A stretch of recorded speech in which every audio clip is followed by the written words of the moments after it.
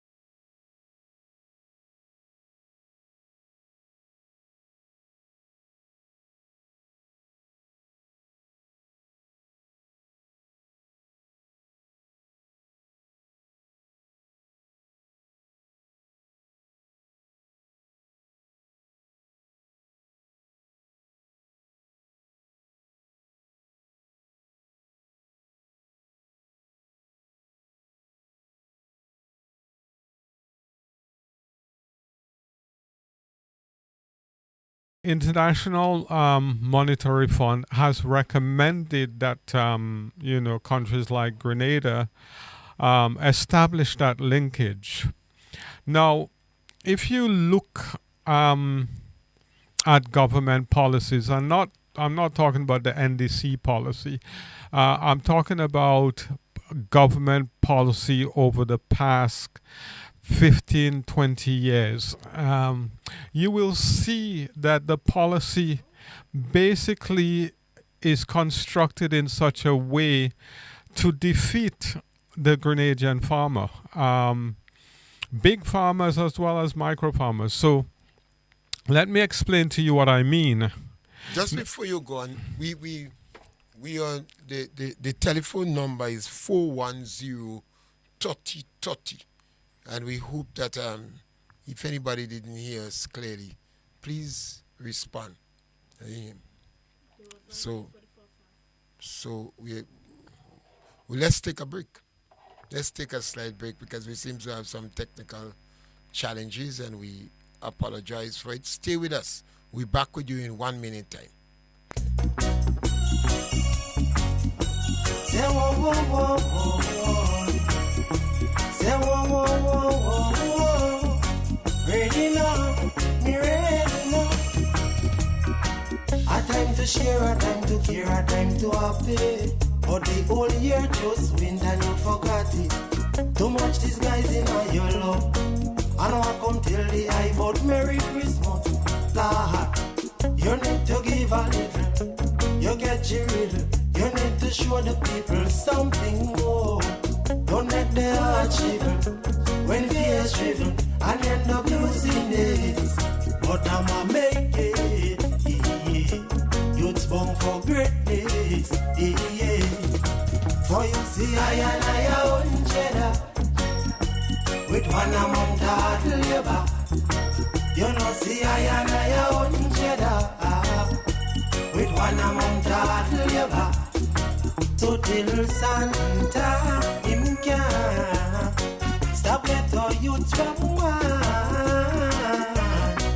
Oh, you are big dreams that we are. Oh, oh. And living this life I know. No, that you, yeah, and me really can't easy. No, can't weary. No, no, no, no, no, no, Jah, no.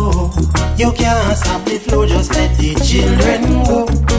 Want every youth put on their thinking cap. No more time to laugh. Keep learning the fact. The poor and the flat has been brainwashed. Adhering to a heart. The leaders them chat. Just like that, them falling at the trap.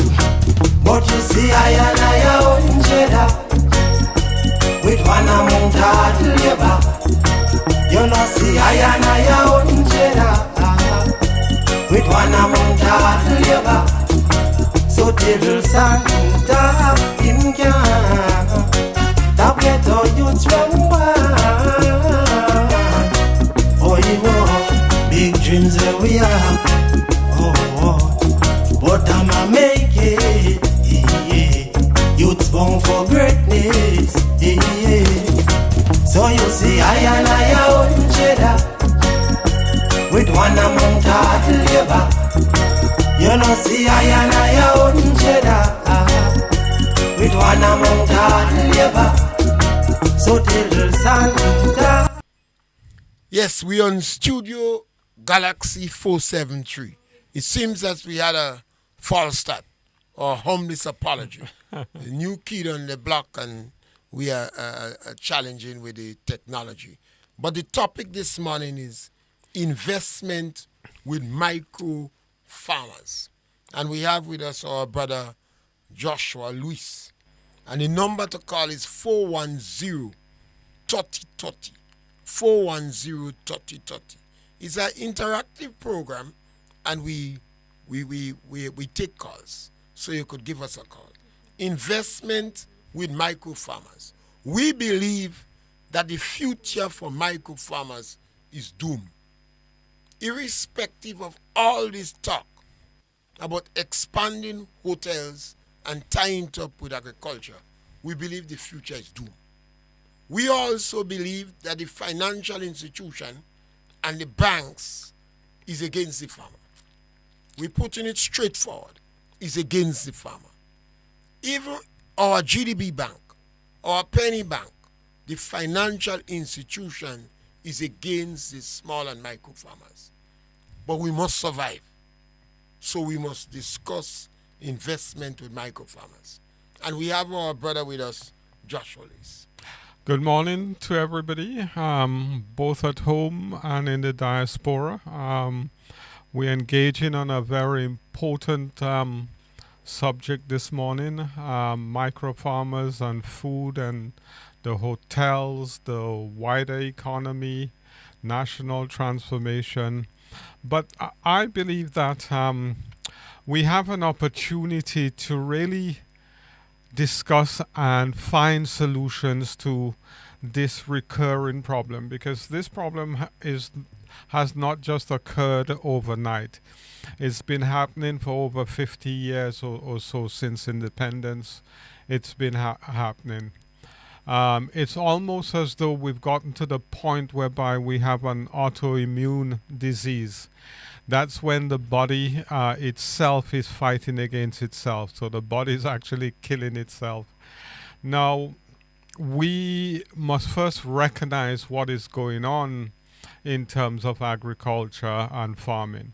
We had a 6% contraction in farming in terms of our GDP.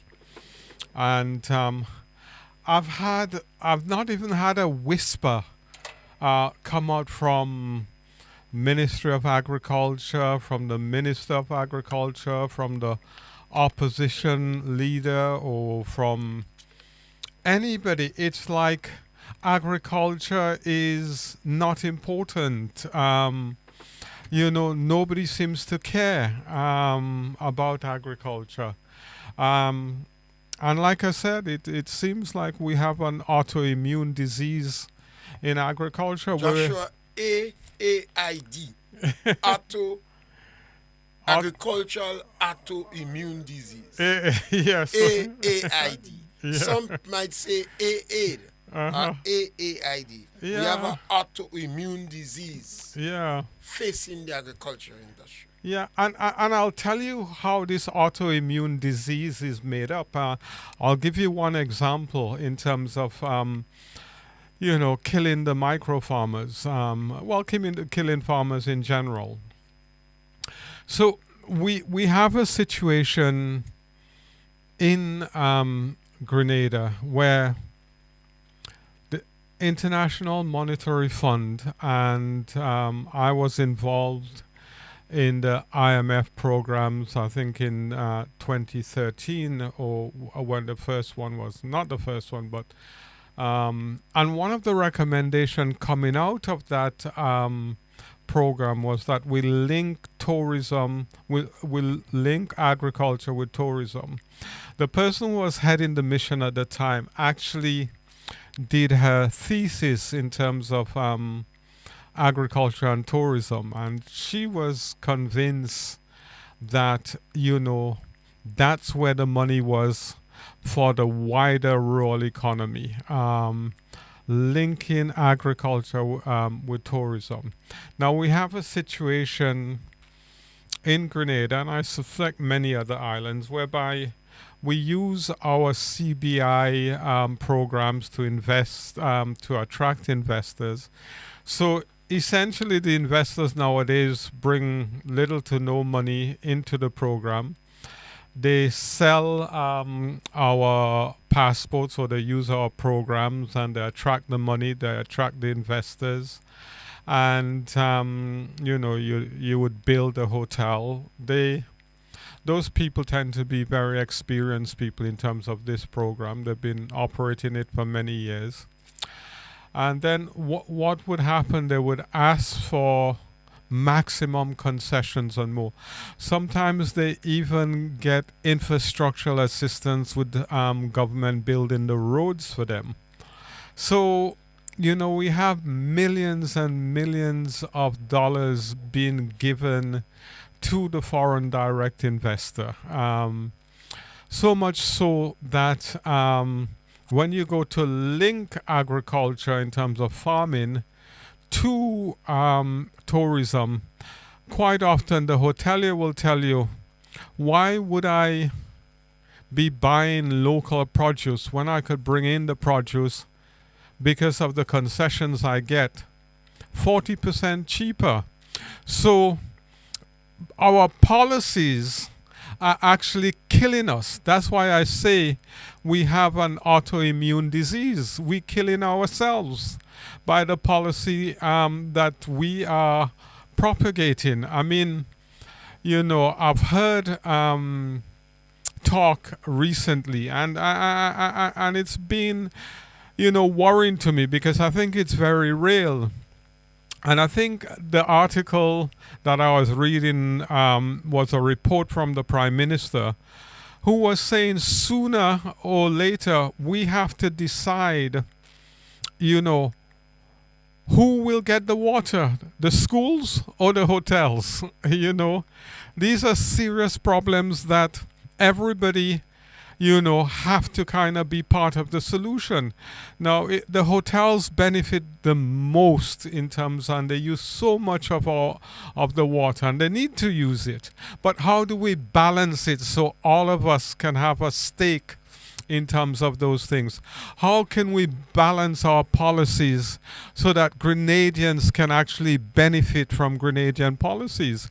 At the moment, it seems, and I say it seems because I haven't really done the analytical searches and data for this, but it seems to me in terms of policy implementation that the policy is not designed really to help Grenadians. It's designed to help foreign direct investors. And now I've seen that kind of approach in many other kind of sectors where we've just continued what has always been without kind of, taking it apart and reconfiguring it and making it benefit Grenadians. And I think we have a real opportunity here to re-look at things, re-look at our policies, re-look at our systems and fix it so that Grenadians can benefit more widely from this. I mean, I hear a lot of people always saying to me, "Oh, Josh, how you get employment?"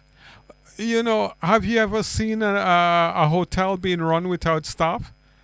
Where would the employment come from? You need the staff to make, your money and your profits, and, you could bring it to wherever. I guess a lot of people kind of used to use the Cayman and Bermuda. I know there's been a lot of crackdown on that. But this fallacy that, we're going to create employment, I've never bought it, The fact that you're using Grenadians in the low-paying jobs just means rather than paying somebody from Europe, 50,000 a year, you could pay a Grenadian, 12,000 a year. So you even make more profit from our people. So, I really don't buy that argument. I think in order for our micro farmers to survive and to prosper and to contribute to the wider economy and contribute to the GDP,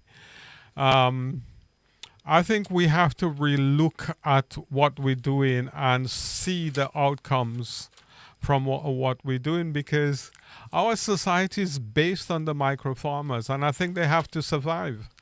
There's no ifs or buts about it. The micro farmers have to survive. We're a society that not like hundreds of thousands of acres and big farms.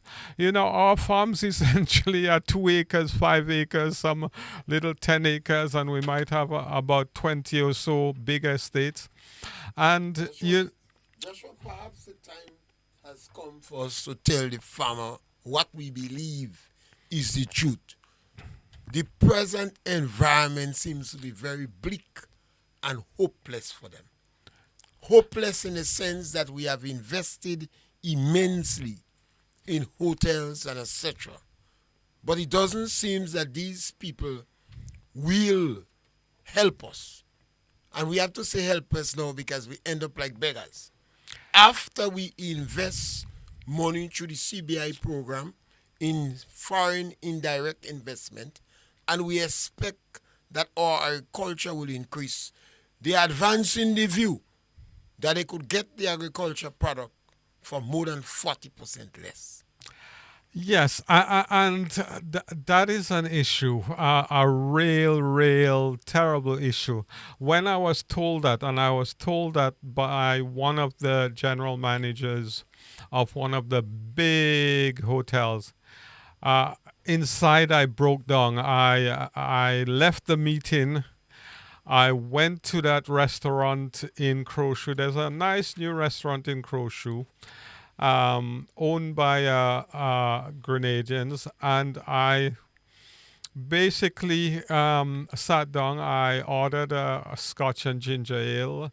I drank it, and I tried to console myself, but I was. Good thing you didn't get a confusion rum. If you didn't get a confusion rum, you might have been. The hard reality, it is hard, but that information have always been out. That irrespective of what we do, irrespective of the pampering that we provide for foreign indirect investment, they could obtain the crops for more than 40% less than what we have. Yeah. So farmers have to face that harsh reality. Yeah, but it was interesting. I had to think about 3 Scotch and ginger ale, and whilst I was drowned in my sorrow and feeling sorry for the country and feeling sorry for myself, who walked in? Our chief veterinary officer walked in, and he said to me, "What's wrong? What's going on?" I say, "I can't believe what I've been told today. I went to a meeting." You refused to face the truth for a long while. Yeah. The writing was on the wall. Yeah, I said I went to a meeting with one of the big hotelier, all optimistic. I was going to, get the linkage for farmers with agriculture to supply and, give farmers hope. And this is what I was told. How do I fight that? How do I fight that? And the person who told me, he really believed that somehow the farmers were trying to take advantage of him by selling him this goods 40% more expensive. And what I could see and what I knew and what would take so long to explain to this person is that the system has always been against, Caribbean farmers. And what I wanted to say to him is that we started off this country based on a supply economy, based on slavery, and then indentured labors. That really couldn't be sustained. We then went on the neo-colonial system whereby, all the important jobs were done by foreigners. That couldn't be sustained. After the Second World War, we then went on to what we have now, foreign direct investment, whereby the G7 countries was encouraged to buy all the assets of the developing country without any of the responsibility for their roads, their hospitals, their school, etc. So you take all the profit from these countries and you have no responsibility for the infrastructural national development. And if you criticize, you say, but we pay tax. Quite often these people don't pay tax for 15, 30 years, know. You see, one of the we always doing as if we're helpless in this thing. And that's why I have a difference. We had people negotiating on our behalf, or they claimed they were good negotiators. Yeah. In truth and in fact, they sat down in the negotiating room, but they did not negotiate on our behalf, and they did not tell us the truth. Yeah, The harsh, cold truth is yeah. we are in trouble. We are, but I think we're also a title support society.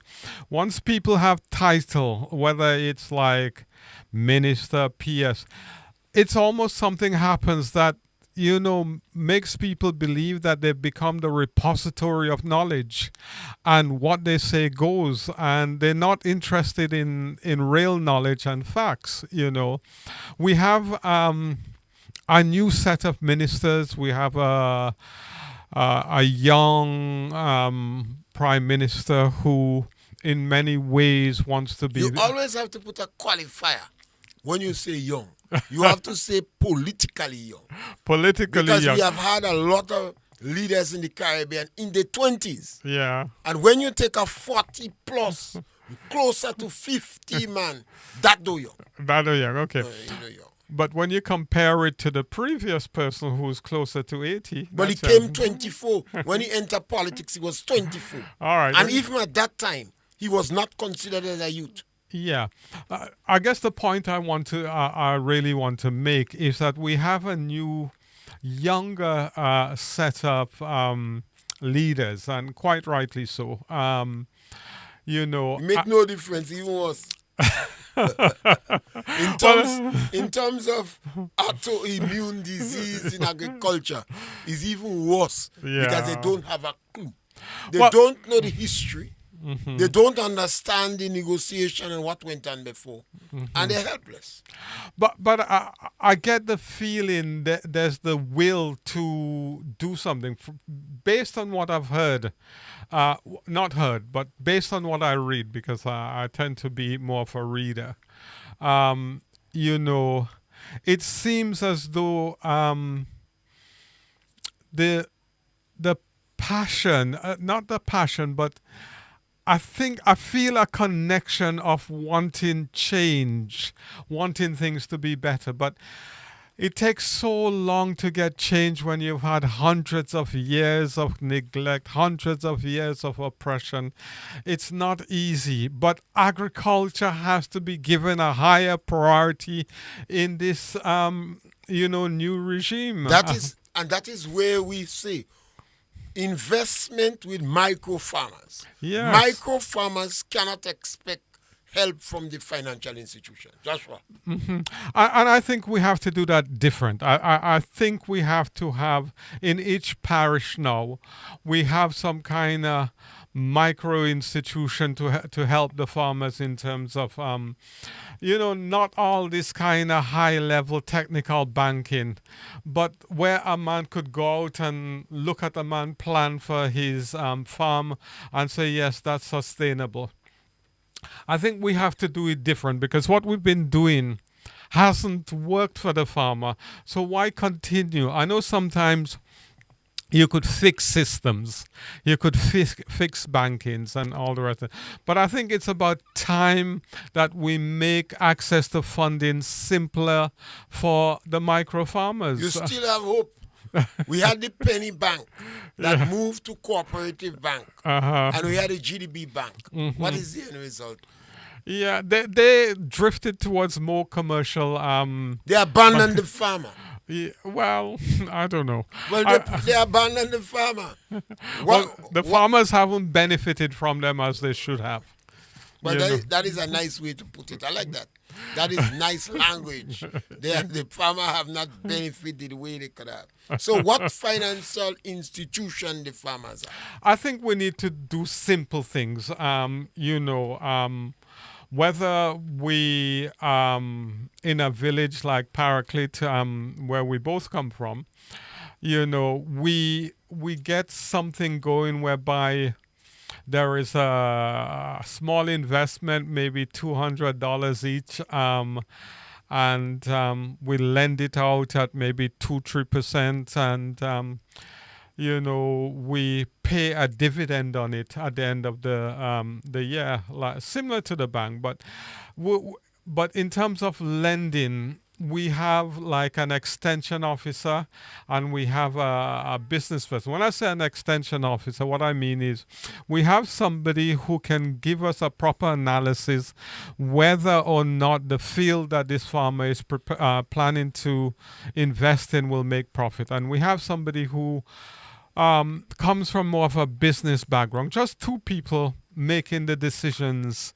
whether to lend or not whether the man have, a cattle or a car or a house or what we could kind of put a lien on and all of this kind of stuff.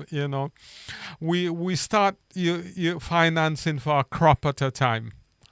And get that micro farmer supported, and you'd be amazed that will take off. I think they have similar systems in India. Where the women, India and some African countries. Yeah, the women put together this kind of money and you use it.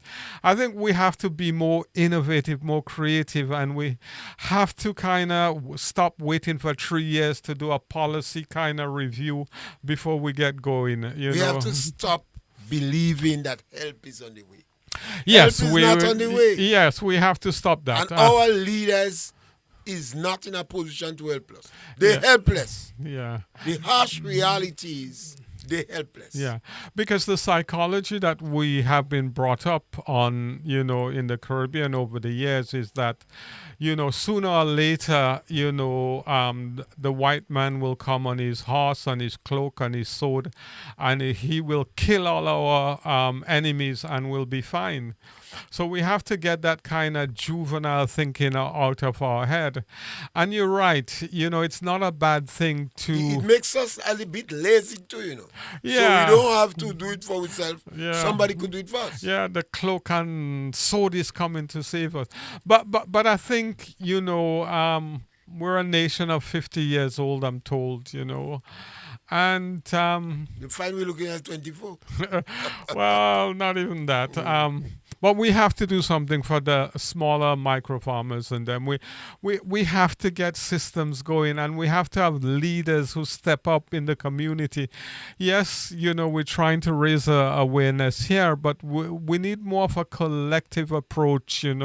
We need to kind of link up with everybody, with the the MP, the opposition leader, the churches, the community leaders, the farmers. We need to solve our problem. We need to kind of believe that we have the capability of solving our own problems.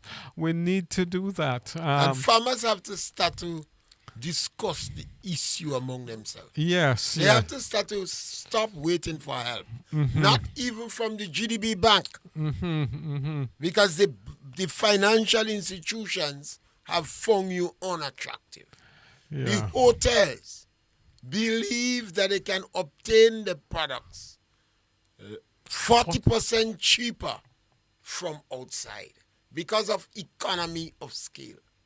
All the pampering. No, Mr. Pierre, because of policies, not economy of scale. But that is the argument they have advanced. Okay. They have advanced that because you're small, you can produce. Yeah. Irrespective of all the financial assistance through our initiative have provided for them to build hotels. Yeah.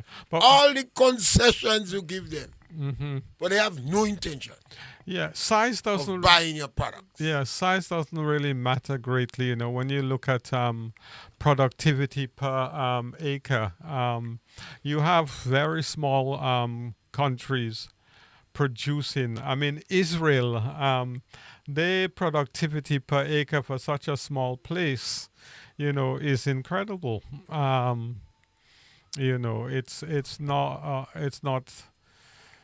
It's phenomenal to be quite honest. You look at financial investment, like places like Bermuda, places like Singapore, places like Malta. These are very, very small places, but they Israel, they Japan. hub. Yeah. So the size is not the issue. No. And we want our farmers to understand that. Irrespective of the fact that you would hear them advance the view of economy of scale. Yeah. And we regurgitate it. Yeah. The Ministry of Agriculture, ministers, technical people, Yes. the University of the West Indies regurgitate that. Yeah. This is not a fact. Yeah, and you hit on a point that I locked horns with one a person a few years ago. That person was saying, and that was a prominent person in government, that our quality of product needs to improve. And I thought, I've never heard such nonsense in my life. I had just come back from Miami. I did a lot of tasting and testing of products in Miami, avocados and bananas, different things. And our products, believe it or not, especially our mangoes, are the best quality mangoes you can taste in the whole damn world. Our avocado is absolutely beautiful, but people have this misconceived idea that there's some issue with our quality of product. Autoimmune disease. Agriculture autoimmune disease. We went on the world stage. We have the best honey. We went in England and winning the flower show. Yeah. Look at our orchids, Yeah. our cocoa, our nutmeg, Yes. our honey. Oh. Yet we believe Yeah, we don't have quality. we don't have quality. Now, what they confuse this with, I'll tell you what the problem is. What we need to work on. We need to work on our packaging. Our packaging could be a lot nicer. Nobody package goods as well as the Americans. They might have... Because the goods are good. Poor quality goods in good package. But the packaging, oh my God. But and the British as well. The British could package. But the issue is, why do we believe Yeah. that we don't have good quality? It's a term I used before, and it's what they call internalized racism. So the dominant culture will make you believe that you're no good, you're inferior, and all the rest of it. And after a while, you yourself believe that. And they've made us believe that our product is inferior to their product, when in truth and in fact our product is far superior. Even our water, we win international awards for our water. Our products is superior, but we need some technical help, whether it's from Trinidad. Well, we have the Ministry of Agriculture.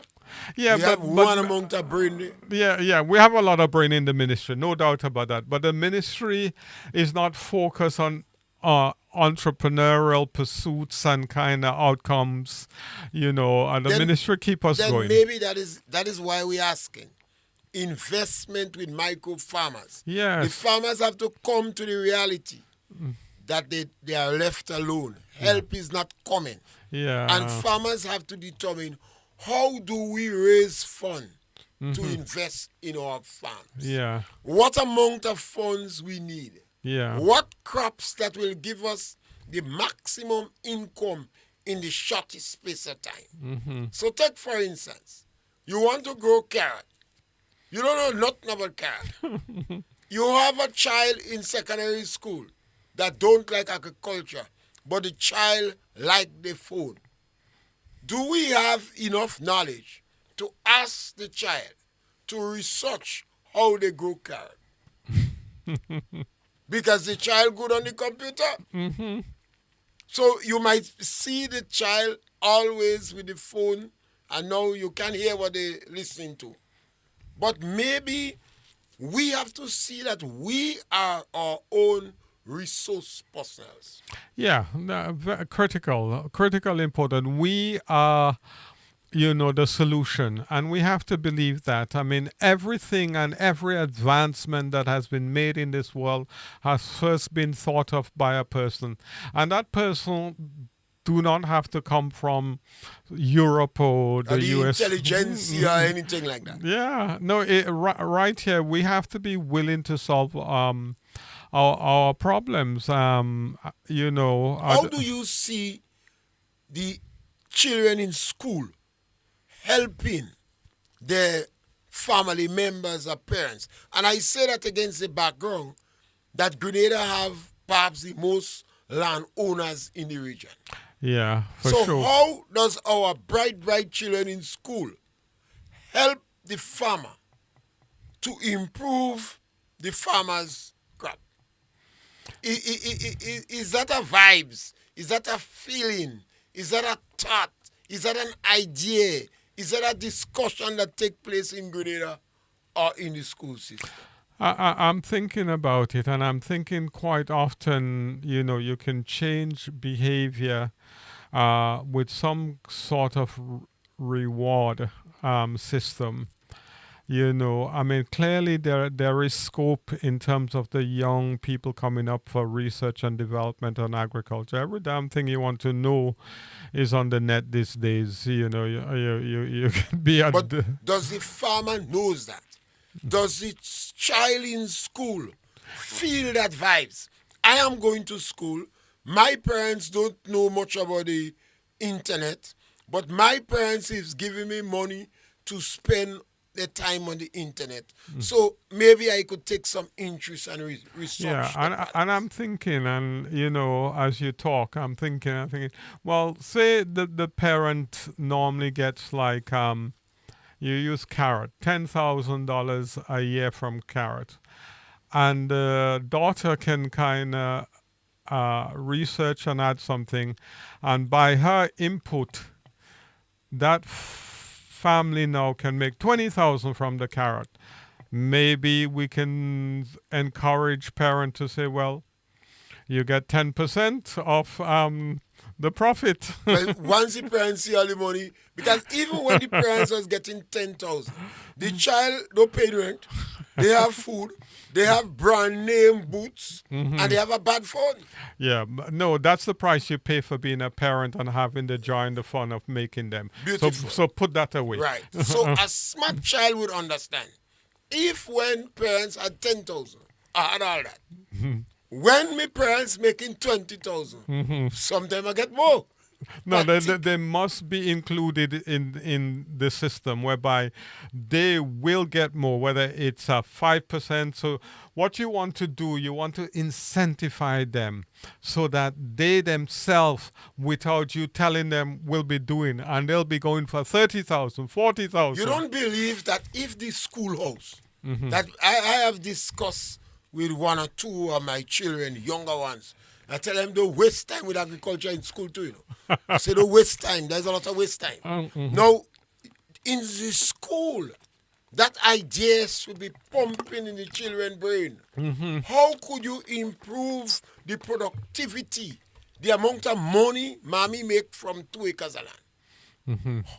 How could you use the skill, the technology, the information you have? Because I look at my father's practice is kind of rudimentary based upon what I see on the net. So I could encourage this technique.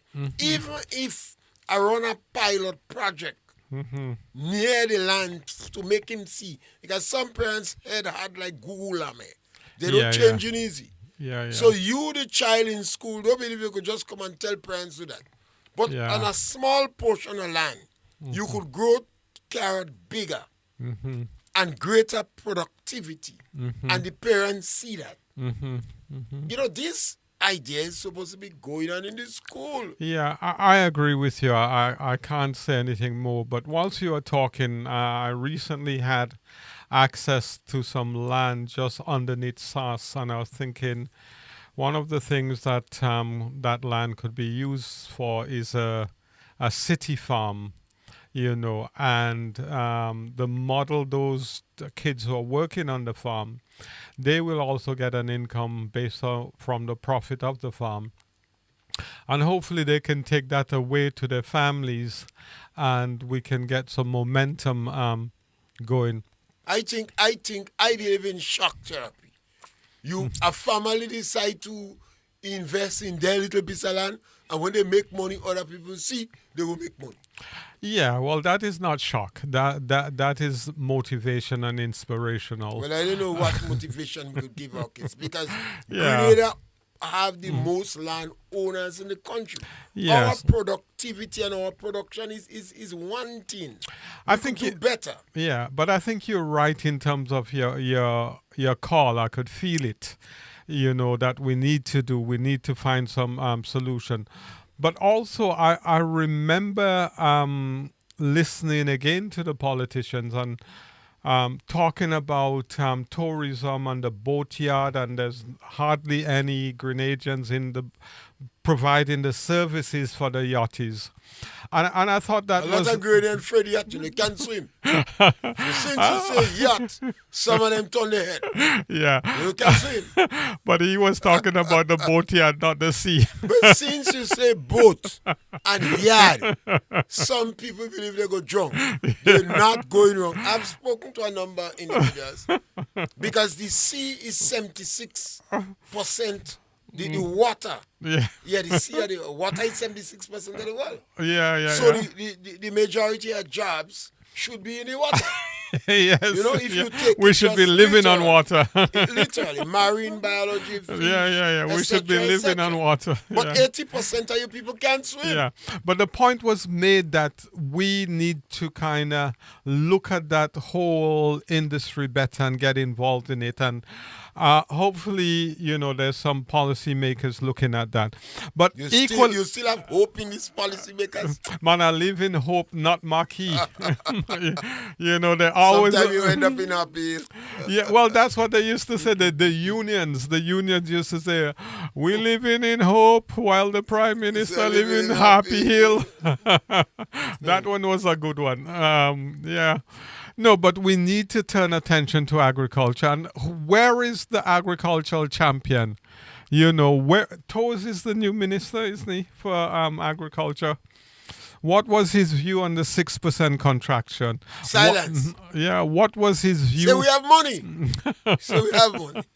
What was his view in terms of turning this around? I know there's a sector that's about to turn around that will open big time and give a lot of the smaller poultry farmers an opportunity to grow and develop. And if the model works well, and I think it will work well, as the major farms get going, what they will do is they will... Satellite farms.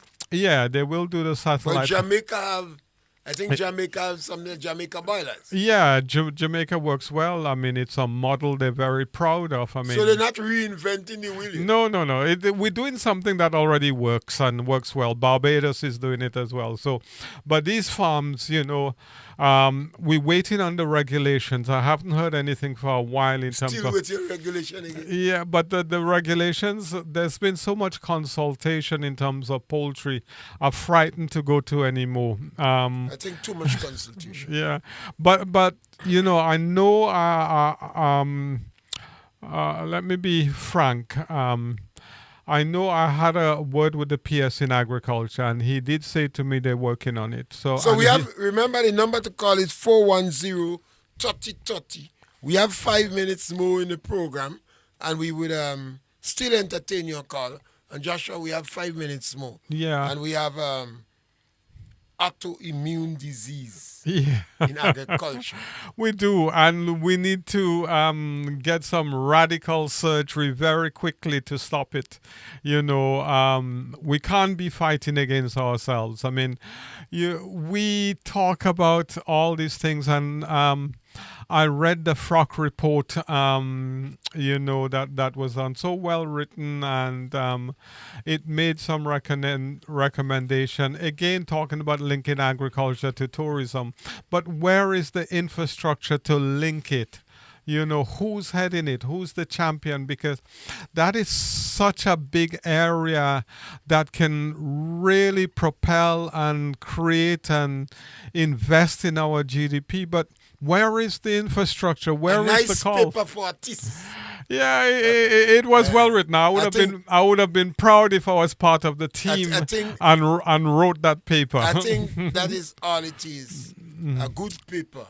A good technical paper, a good written paper for a thesis. But in reality, we have to ask the question. We farmers have to recognize that help is not on the way. help is not on the way. The financial institutions that started many years ago with the intention of helping you have walked away. The Penny Bank, Cooperative Bank, and GDB Bank have walked away. And the time has come for all farmers, family members who have land, to sit down. Believe you have the resource personnel. You have your children and you have a phone. That is enough. And I believe you have the money too. You have the money to start. You see, when you go in the ordinary home and you see the amount of gadgets, the television, the big fridge, and in some people that have more discretionary income, 2 vehicles. I'm not saying you shouldn't have all that, but perhaps we should determine which one we improve first. Do we invest in the land first and then go and buy the car? Or do we buy the car first and hope and pray that we get a miracle and win the lotto? Well, business is simple, and we're in a prime position to get out of this kind of autoimmune disease. We're in a prime position to also end the program. We hope Joshua will be back with us next week, again Saturday, when we continue to speak about agriculture and provoke discussion. We want the ordinary man on the ground to start to talk, and perhaps agriculture, autoimmune disease. This is one of the things we believe that have invaded us. Thank you very much for the program. We're back with you again on Studio Galaxy 473 in Confero. And we are the Galaxy Equalizers. And on this second part, we speak about the quality of representation in our small democratic environment. We're going to speak about the quality of representation because we believe that is critical. Yes, we believe that is critical. The quality of representation that we have in our small democratic environment. Yes. We take a small break because our guest has just arrived, so we take a small break and we come inside. Yes, we're back with you on Studio Galaxy, and we are with the Equalizers. We have Kennedy Budlal, KB, and Master Carl today with us. We had a little late start, that's why we take the break. But the brothers are here, the Galaxy Equalizers. And the topic we're speaking on is the quality of representation in our small democratic environment. Whether it is throughout the Caribbean, we are democracies. We must not be afraid to speak about democracy. We must not be afraid.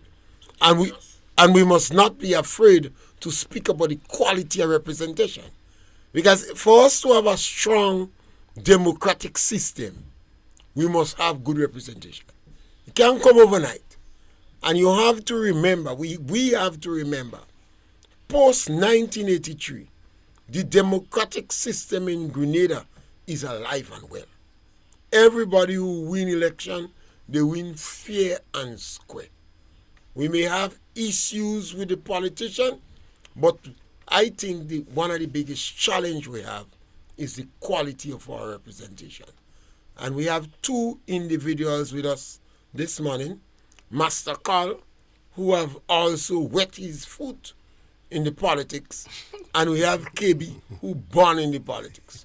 From day one, we are involved in the politics, not at the highest level, but we always on the ground talking politics, morning, noon, and night, and if we get a chance, even when we sleep in, we on in the political arena. So, Kevin, the quality of representation in our small democratic environment. Mr. Fair, thank you for having me. And this is very challenging. You could say what you want. Because our system, because we don't have a strong let's say, business, sector, people depend on the government to provide them with almost everything. And it is very challenging for representative. But when you're representing people, you always have to seek their interests and not your personal interests. And it is very challenging for representative in different political parties, because you always have to be in touch with people and always whet their appetite.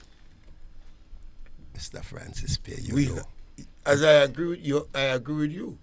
The business sector in Grenada is small. It's small. Government is the biggest employer. And the church is impactful. Exactly. So people depend on the government. Yeah. Now, as a representative, you always have to be mindful. Is the people vote you there, and the people have to keep you in power. And you have to balance that with what you could afford and what the government give you to give the people. Because politician is human being like you and I, Mr. Pierre. People having a christening, they come into the politician. The parents die, they come into the politician. They marrying, they getting married, they come into the politician. The politician, little pay, really cannot take them home. So they're in a bind. They're in a bind because of how the society construct. Understand? Now, you have to love people to stay in this thing. And you have to understand the politics to stay in this thing. You have to always be in touch with people and cultivate relations with people and share their feeling. You have to be one that have a lot of empathy to stay in this thing. It's very challenging.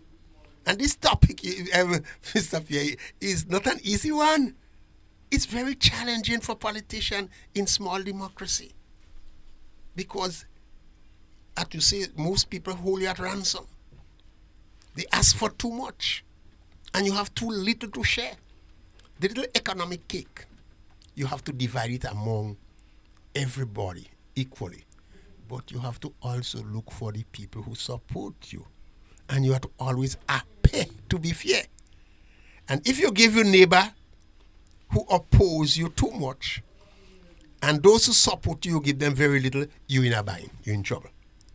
And if you give only your supporters, and you don't give the opposition, you're in trouble. You always have to be fair to strike a balance in not an easy thing in this democracy.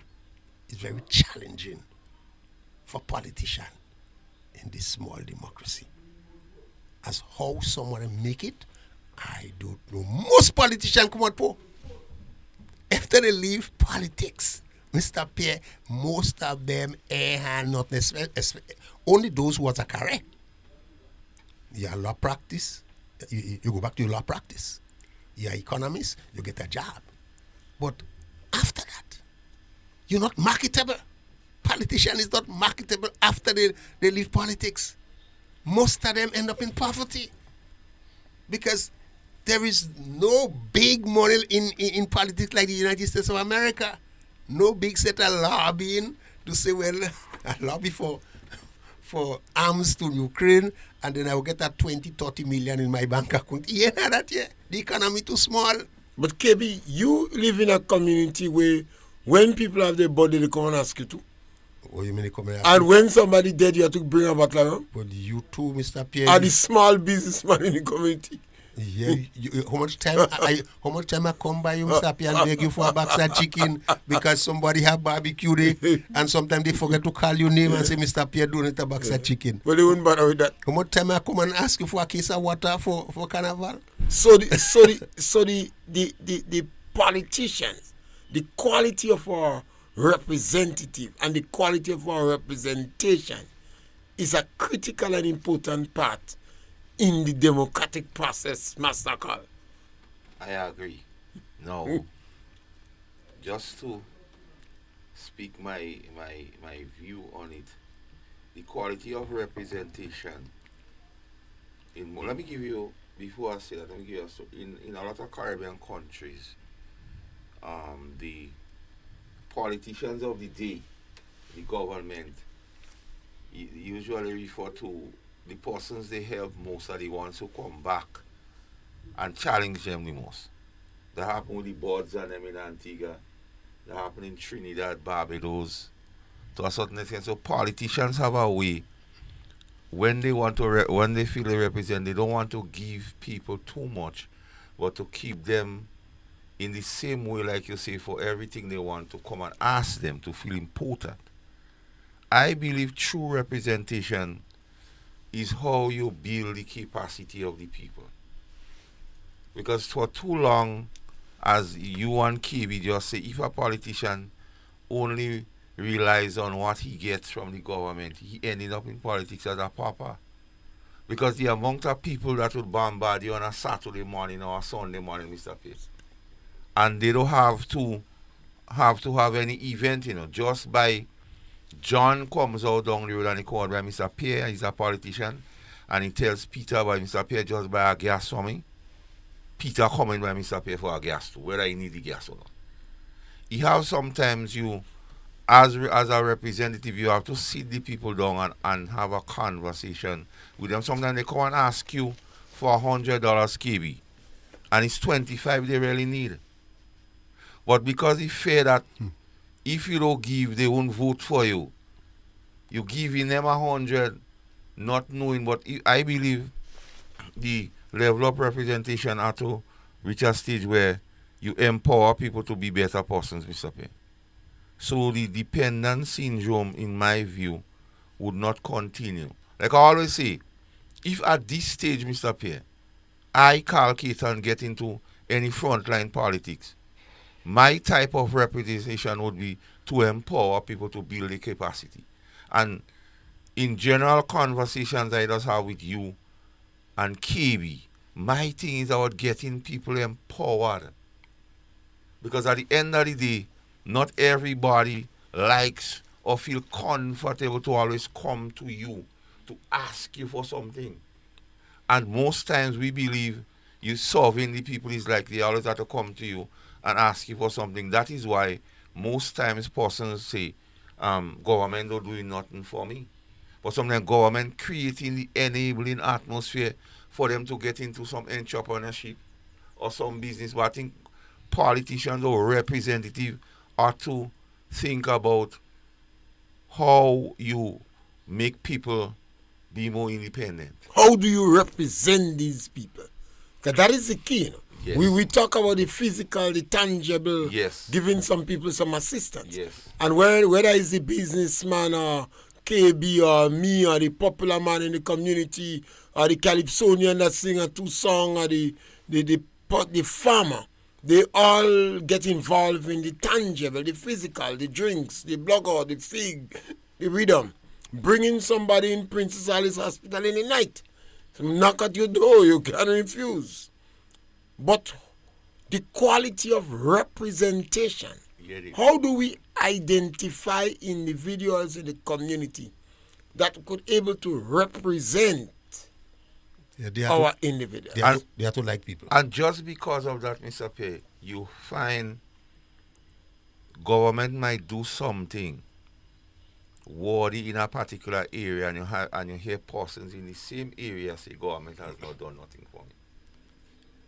How do we educate? How do we get people on that level to understand it's not only the tangibles?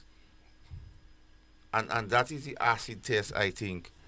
One thing I heard a lot of, I can't testify to know, in the revolution you used to have what you call political education, to educate the public why that is being done, or how the public, or what is the expectations. You see, politicians tend to do a lot of things what they believe the people need without finding out what is the expectations of the people.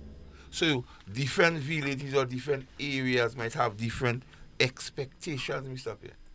So if you do like okay, like this government just going around now because we're using a practical example and just do a lot of basketball courts and so on.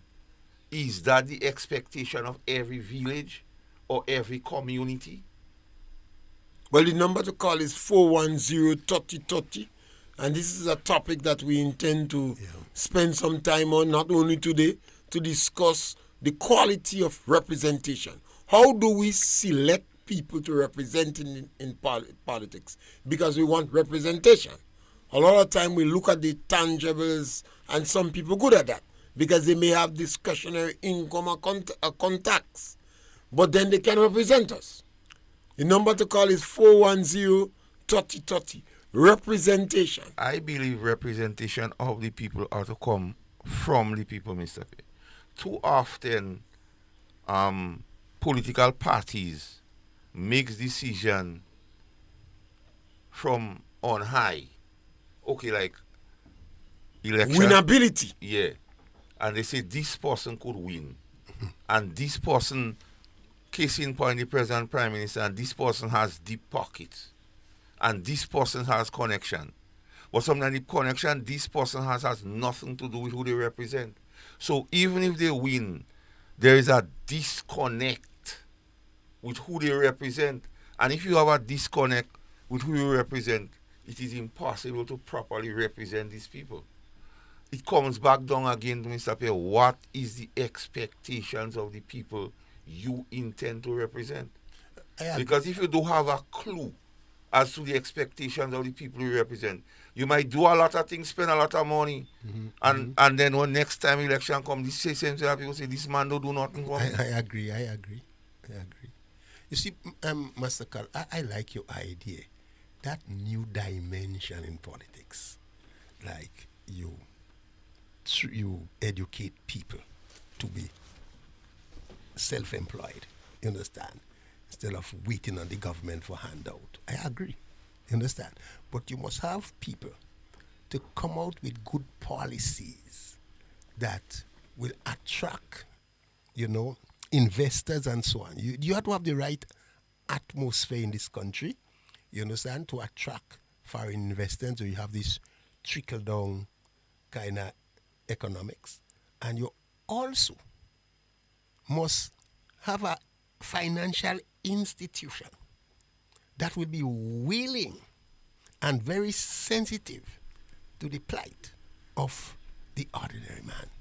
So it will be easy for them to get loan to start up their own business. It doesn't make sense you having $20-30 million in the GDP, and the ordinary man cannot access that loan. You have to have connection, you have to have political connection.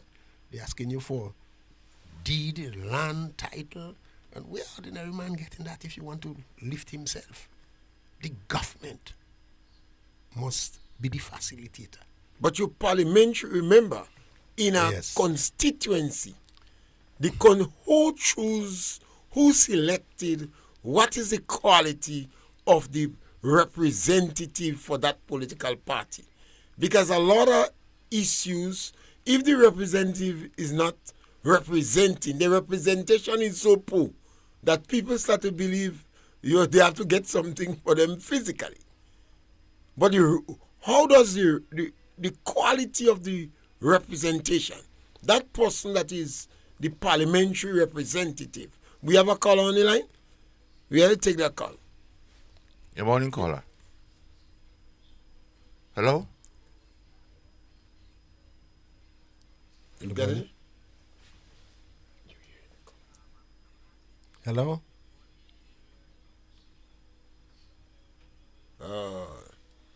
It seems to be challenging taking the caller's call. What is the number again, Mr. Pierre, to call? 410-3030. Call on WhatsApp. Too. You hearing the call? Put it in there. You hearing the caller? You're not hearing the caller. Sorry, we seem to have, while we try to fix that, very sorry. A particle. Yeah. That's right. Go ahead. Case in point. You hearing the caller? No, we're not hearing the caller. Case in point, Mr. Pierre. Yeah. A representative is expected to represent all of the constituency and not some. And some persons might simply request just to see the representative Yeah, KB. extremely low. We hear any caller now? Hello? Hello? It's extremely Hello? low. Hello, Yes, we're hearing you. Go ahead. Okay. Yeah, good morning again and to your listeners as well. Morning, bro. I actually had a discussion early this morning concerning that very same topic that you guys discussing right now. Mm-hmm. Same thing about representation and how somebody, a party should pick a candidate to represent the constituency. And the way I see things now is different from before, where the leader or whoever advising him would pick somebody that's sort of popular in whatever field they are. And everybody say, okay, he's a popular person, she's a popular person, they play this, they do that. And when actually the person gets elected and have to do the job because they're not qualified enough or doesn't know the know-how to do the thing, they end up making mess, they end up doing nothing at all or something like that. Well, I think the time has changed whereby, people have more political sense, they're more politically savvy. And I think definitely the people who has a 100% choice in who they decide to make represent them. Because the world has become very competitive, and if you break it down into different lower bracket, you come down lower in the trenches, you realize it's competition. Even ministers compete to get the little scraps of finance out there to do things in the constituency, and you need people that have ideas and know how to put things, know how to bring people together and all this kind of thing. And that is the hallmark and qualifications of a good representative. So I think the people should scrutinize, as I say, wash up the person and decide who they want. Gone are the days when the political leader or somebody just telling you, okay, I'm sending that person for you. The days for that finish. So that's my contribution. Thank you, caller. Thank you for your That to a contribution. certain extent, the decision to put people on you because of winnability Yes, and that has always been a factor. And sometimes the constituency embrace that person because of winnability. They may not have any experience with that person representing them in the constituency. So take, for instance, a man might be a doctor. They say, well, he's a doctor, and he's KV's son, and KV was a good man. Yes. And he's KV. But so when that individual come, you have to tell people who was the grandmother and great-grandmother. They don't know him. They don't know him, but at a point in time, particularly if election is close, is a question of winnability more than ability to represent. And KB? Yeah, Mr. Pierre, for instance, you may elect somebody and you cannot send them aboard to represent you. You could only represent the constituency. They can't function in parliament, they cannot function in the ministry, but they could win the seat. They could win the seat. They could win the seat. And you want to win, you go for that person. And you cannot send that person abroad to represent you in international forum. They'll embarrass you. And that's why the system go and make senators. So you put senators to manage ministry. Exactly. And again, I might be controversial, but But there is a good opportunity for that. I like Prime Minister Dickon Mitchell's idea to pay people well. Give your minister $15,000. Give your opposition $5,000. So you cannot give an opposition person $1,200 for representing people in parliament. That's a disgrace. That's an embarrassment. And support Prime Minister Dickon Mitchell 100%. Pay them well. Make sure they perform well. That's the issue, because well is relative. Exactly. One of the things you have to take into consideration, well is relative. So even you pay the individual well. How do you select? How do you deal with representation after you pay the individual well? Mr. Pierre, here comes a point.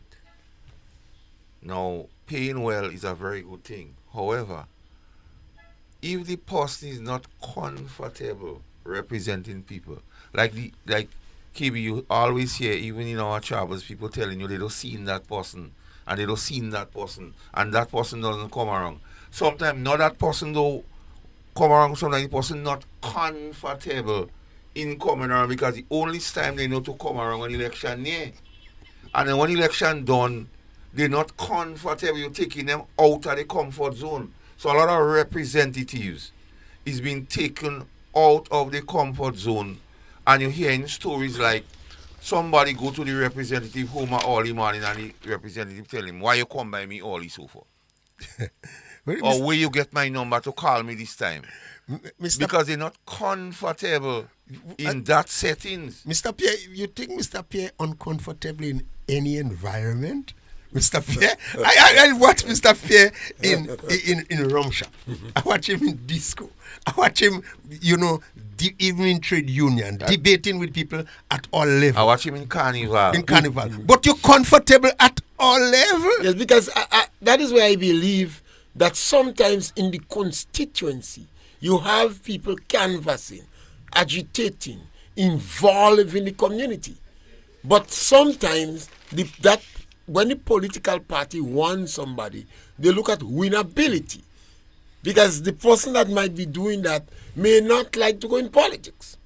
So here come the winnability factor, which seems to suppress the quality of the representation of our people. But Mr. Pierre, look at it in practical. Check politicians, the successful ones in Grenada. All are comfortable being around people. Yeah. Everyone you call. Uncle Gary. Maurice Bishop, Keith Mitchell, everybody. They're very comfortable. Yeah. Those who may be bright, as you say. Yeah, there are plenty certificates. But they're not comfortable with people. You could see it can even adapt. by their way. They can adapt to certain things. So you find persons don't really gravitate towards them. But I still believe in representing people in politics, you must be of the grassroots level. Because you have to understand the plight of people. Well, the majority of so people you might go to from grassroots level. But you might go to a man and then you tell him by 2 days now I don't eat.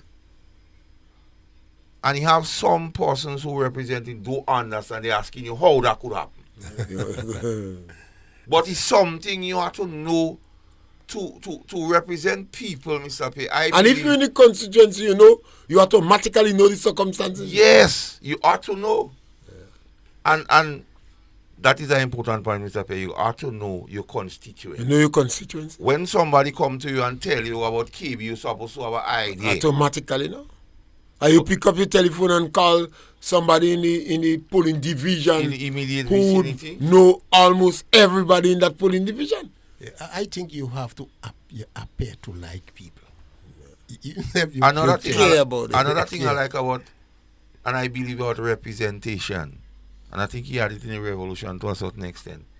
You must have in your arsenal as a representative a grievance person. Uncle Gary. You must have that. Had that. Uncle Because Gary sometimes James McDonald? grievance officer. you must And have, James McDonald was done. as a real representative, you must have that. I think Sheila George was a grievance officer You too. must have grievance officers. What's important about the grievance officer? He has something the representative just would not understand or cannot understand. The grievance officer will understand and take it at the higher level. You understand? And they will address it. No, we used to kick on James McDonald, but he was just a good. He's a master. In every field. Debating and defending his position. And information. And not even that, and he was forceful. Yeah. In his An deliberation. authority in the Me and Cardwell telling him to gang him in Yeah. Grenville, but we can't trap him at all. Yeah. He's too bright and intelligent Yeah. and forceful.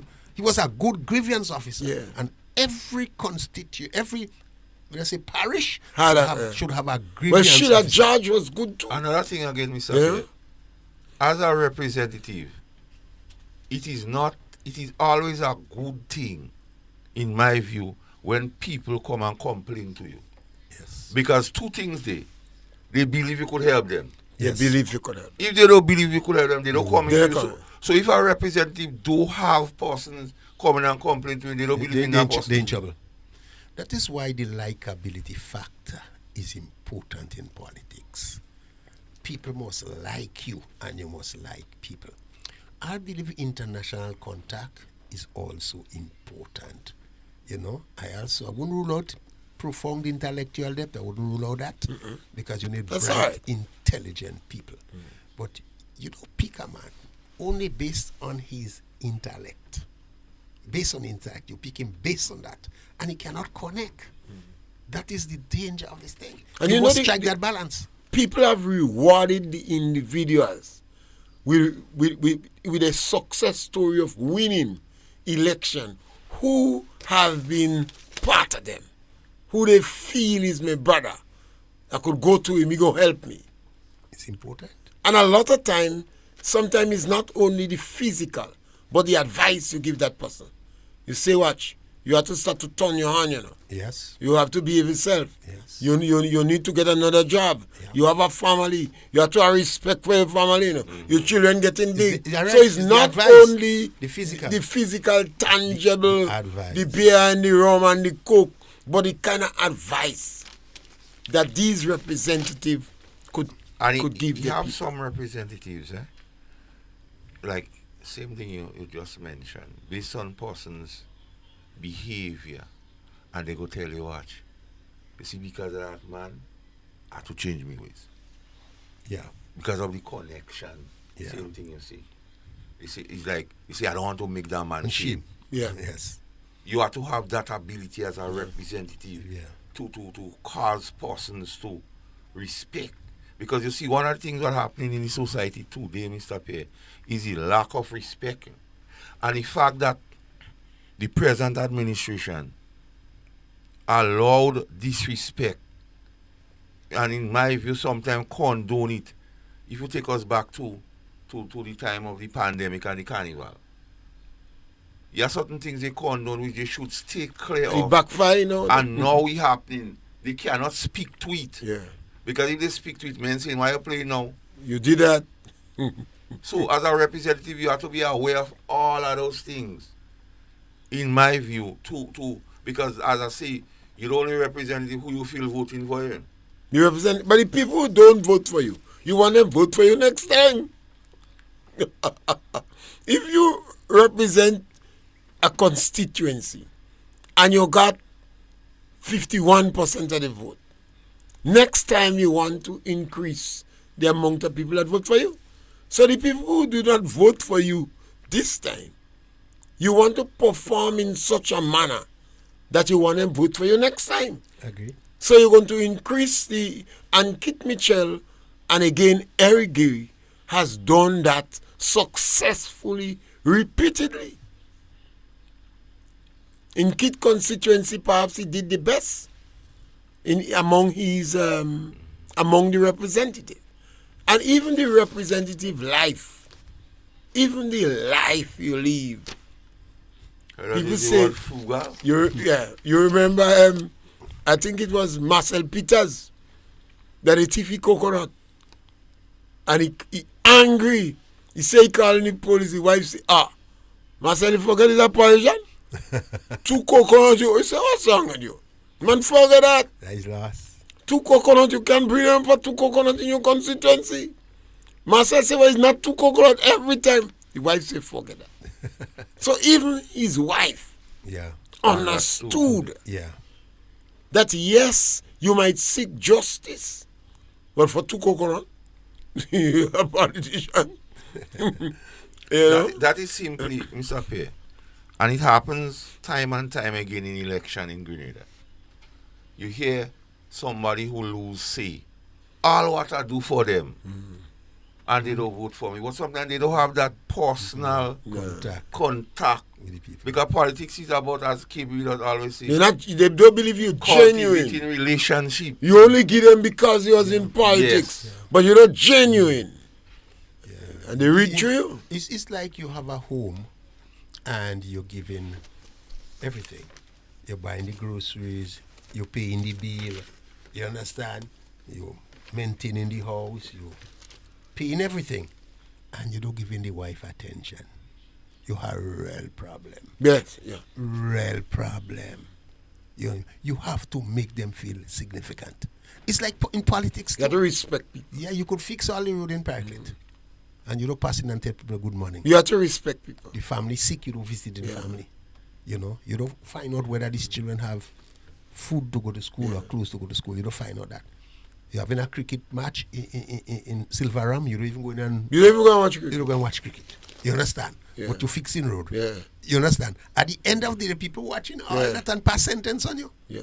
In yesteryear, in some communities, people didn't want government buried a pauper if you're from the community.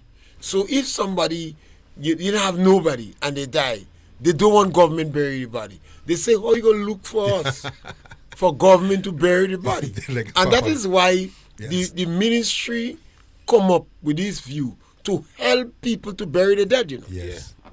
I don't know how far, when it really started, if it was in Gary days or if it's after, during the revolution, it's after. I don't know exactly when it started. But they say you have to help people bury the dead. So I think the government put a certain amount of money. Yeah. So if you're in trouble Yes. to bury your dead, they're going to help you. Help you.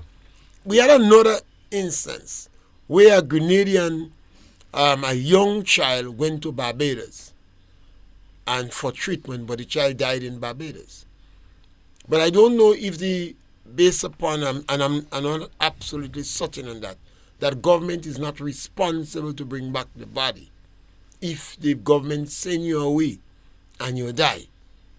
And the nurses decided, because of the individual they were working with, they're going to help to bring back the body. And that person was poor like a church mice. And when that child buried, the villagers were shocked to see the amount of nurses and orderlies and other people from the health system that came up to the funeral. It's only then they knew that the nurses came and helped to bury the child.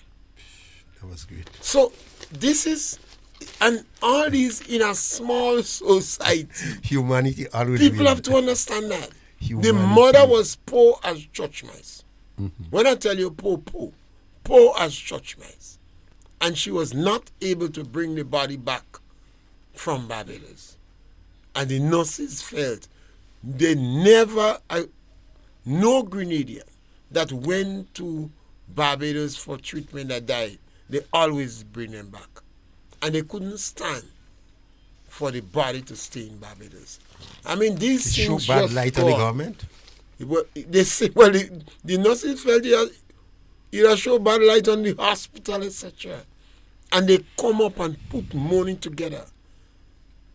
You know, so the Ministry of Social Affairs in the country comes in and provides some money for you to bear. Sometimes I blame the revolution for a lot of things. Before, someone die home, you get the doctor certify, cause the death, and you build a coffin and you bury the individual. Yeah. I remember somewhere in Moya, two brothers had a fight. One died, but it was so poor. So decided they're going to build the coffin to bury the individual. And when they go to the undertaker say, no. If I allow you all to build a coffin, You're out of business. I out of business. Everybody want to build a coffin. So he refused to bury the guy unless they get money and buy the coffin from him. So the coffin the family build, stay build the house and rot. You understand?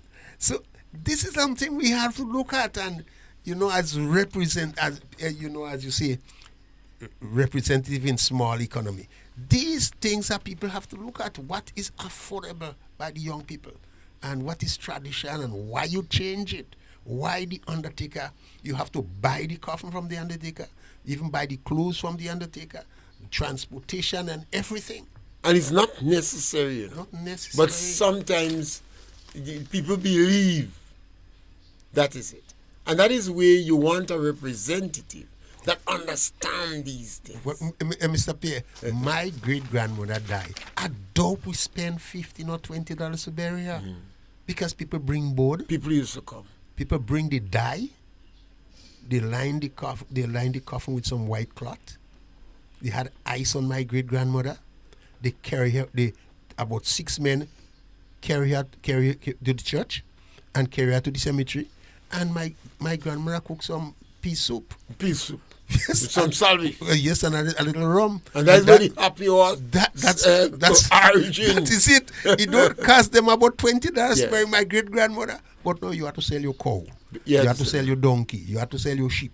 You have to mortgage your property. I have to bury heard her dead. stories where family going ruin after the death. Yes. Because they thought the parents had money, well the parents didn't have nothing, and that is, all these things have to help our society to improve. I agree. That's where you see that topic, representation, representative in small economy, is a challenging. And the quality of your and representation. quality. You want good quality. You want good quality, and you want people that could adequately represent people and who love people. And the representative have to understand, my first and foremost responsibility is my constituency. Yeah. All aspects of the constituency. Even the prisoners, even those on drugs, even those in the mental institute, is my responsibility. Mr. Pierre, I hoped one day we're going to deal with that May Day celebration, and that kind of representation. It's the Themis celebration, and those ills in the society. It's just they fail to address it. Yeah, poor They leave it up to the politician, not only politician. You were in the trade union field. Poor representation. You see, you're doing as if the worker don't have no medical problem. You're doing as if the crime rate is not a business. You're doing as if the state of the economy is not your business. All your concern is your bread and butter. No. You get come on. Where you get the bread and butter? You all this thing. Is it Themis? Yeah. May they have ever experienced? The quality of our representation. Quality of Who representation. speak up for the individual? You have an individual who have been ill-treated. Who speak up for him? 2 individuals want to fight in the shop, and people walking away. Say, no, you can't hit the man. Of course. And people, who speak up for that? The number to call is 410-3030. Yeah. Well, Mr. Pierre, I just wonder, this topic is a really important, good one. It's an important topic, and it's very challenging for the representative in small economy. Very challenging. But you have to like people. KB, we had a discussion one of the days, me and you spoke about Archibald Yes. and the level of representation Archibald used to present to people. Yeah, Oliver Archibald was the best. He from the Geary stock, right? Happened to be a NNP representative. And Archibald he showed love for people. He was not good, bright in parliament. He couldn't give a adequate, account of himself in parliament. But on the ground, he showed empathy for people. He was the best in terms of organization, in terms of his political structure and his relationship with people in the community. He was the best. Yes. Love people. I think more discussion. We must discuss this issue because we're getting some poor quality representative. When you hear a story like an individual have to get a sick leave, the doctor give him the paper, he pays NIS, but you have to have a cell phone to get a sick leave. Yeah. And when you hear a situation that an individual want to open an account in the bank or the credit union, and he have to have proof of his address, they say you have to pay a bill. Well, the man paying the bill in the house, but the house on the grandmother name, and the bill on the brother in American name. So the individual say, well, I can't open my account. And you find a number of men, number of women and men, cannot open an account in the credit union. And the parliamentary representative believe that is not their concern. Not the concern. You know? Our individual go to doctor and he say, I don't agree with the treatment they give me, but the parliamentary representative believe that is not my concern. Or you have a school in the village and you don't know when you hear something good from the school. That is not my concern. I don't think somebody representative even go to school. Well, cricketers, some villages can make a team to play cricket, but that is not my concern. Something have to be wrong with the quality of representation that we have. And not even that, not even my youth group in your village. Not even a youth group in your community. Not a culture group. Not a culture group. And you say it's not your concern? That is not your concern. And you have young people as Imani all over the place. None of them was mandated to organize the young men on the block or the young ladies to involve in netball or football or anything. And how could that not be a concern? So where are we going? Case in point, Mr. Pierre. The recent crime situation in this country. As you say, the representative is responsible for their constituency. How many representatives here advising or admonishing people, young people in terms of crime? And the gun How much? And the gun culture. How much representative here having meetings or having discussions on the block with people about that? That it seems like that is not the issue. Not a concern. Yeah, sometimes you see on social media, you see a man showing off with the nines or a Glock. And then you cannot say it don't happen in your constituency because it happening in town. Yeah. Because, as the Prime Minister say, it's just a matter of time. Yeah. It's happening all about. But our community... So representation is much more than giving somebody something, whether you call it handout or hand up. Representation is much more than that. How you feel, Mr. Pierre, as Paraclete cricketers cannot go in Mountain to play cricket? This thing happening nowadays at all? How you feel about that? Well, the situation between these two communities, it says, I remember Tiger T sing a song, What Kind of Love Is This? You see, because we're making love, now we're fighting in the morning, we're breaking up. Because over perhaps 30 persons have left this community. Over 30 young men have left this community. And some of the contributing factors is because of violence. The parents believe it's better to send them away. They're in England, they're in America, they're in Trinidad, and some going to St. George's. So because of the conflicts between the two communities. And it doesn't seem that is the business of the representatives in the community. So we have to go back and perhaps discuss the quality of representation. Because it's not to say we have not had people that did a good job in representing people. Yeah. And again, we point out Oliver Archibald, we point out Eric Geary, we point out Kit Mitchell. In other communities, there would have been some. But it seems as though the quality of representation seems to be deteriorating. And it can't be, because as a parliamentary representative, you go in politics, and you claim the reason you go in politics is to help the community. You didn't say you go in politics to make money. We understand that you shouldn't die in poverty. But you didn't say that. And if you're a businessman, even if you're in politics, your management system supposed to be good so your business don't fail. Yeah. Because if your business fails, something wrong with your management, or the economy of the country is in disaster. And if you can manage yourself You can't help yourself. How are you going to help people? You know, my problem is that most of the leaders, leave the politician out, but you have community leaders. Community leaders, And church leaders. And church leaders. Most of them, let's say, burglar-proof themselves in the house and abandon the community. Don't realize their children, their kids will be at risk. If you abandon the community to, let's say, thieves and criminals, they are in charge of the community. The men on the block in charge of the community. Soon, your kids will be at risk. And that is what happened over the years. Most of the leaders became so selfish.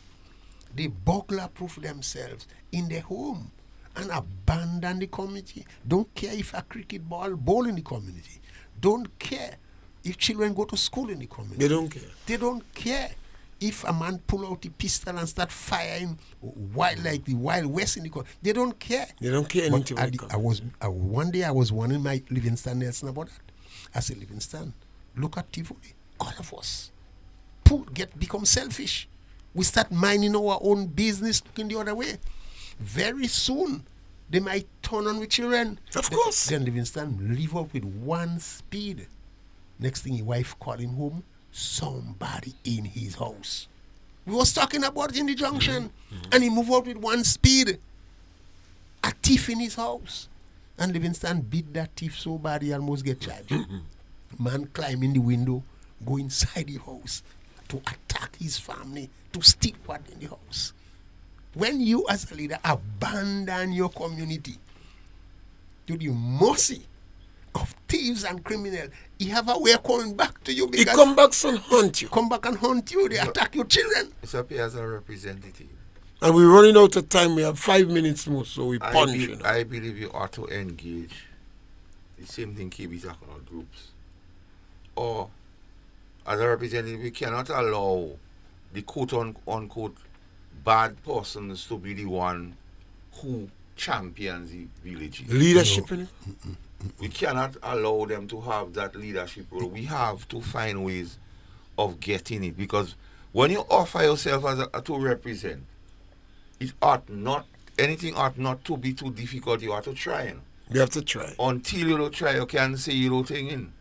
And as a representative, your skin has to be thick. You can be like a seal and mouth. Well, if you skin you thin, can go worry. and hide inside your house. You can and worry put everything somebody get will say it about you and community, want no. to react. You become It comes with the vengeful. territory. You will become vengeful if that is.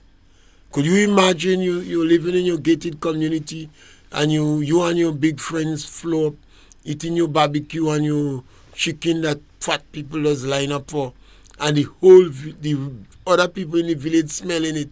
Is your chicken, is your money? But the neighbors watching, you see them and their big friends. Yes. All of a sudden, this thing turned to hate because they want a piece of chicken to eat too.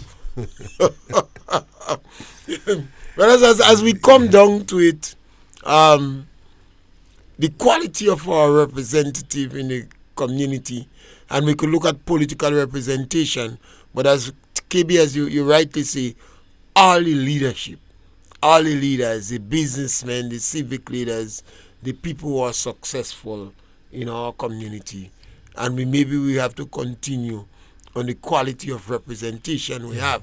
Yeah. Because this is a topic that we could take at any length. And we want to thank our technical operators, Devontae and Nia, for assisting us this morning on the program. And we want to thank Kiwi for coming in, and Massacre. You know, we are the equalizers. Yeah. Yes. And we continue to speak on any topic, provoke any topic, be controversial too, and basically to stop and encourage discussion. Okay, thank you. You can have the last word, KB and Massacre. Yes. I want to thank you for having us. And the topic is very, very, very, very important. And because representation is important, you need to tolerate even the people who oppose you. Once you could tolerate your political opponent, I think we're on the right track.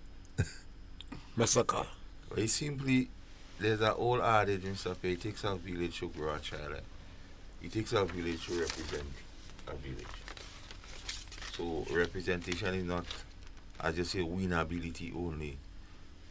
They say the proof of the pudding is in the eating, Mr. Pierre. And you will be judged only on how you perform. Thanks for having me here again, Senior. Yes, thank you very much, and we want to encourage you to share our program, subscribe to it, and help us to grow. Thank you very much.